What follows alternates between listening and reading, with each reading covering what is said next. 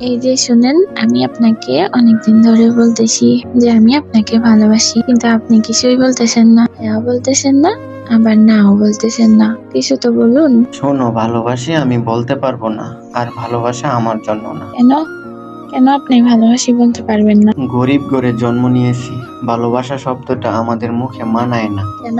কেন মানায় না? আমি তো আপনার টাকা পয়সা দেখে ভালোবাসিনি, আমি তো আপনার সবকিছু জেনে শুনে ভালোবেসেছি। হ্যাঁ, হয়তো তুমি আমাকে এখন ভালোবাসো, তবে সেটা আবেগে।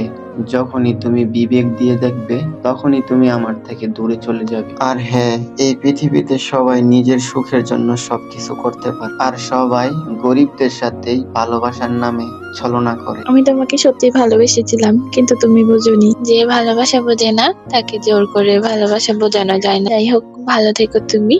চলে যাচ্ছি আমি।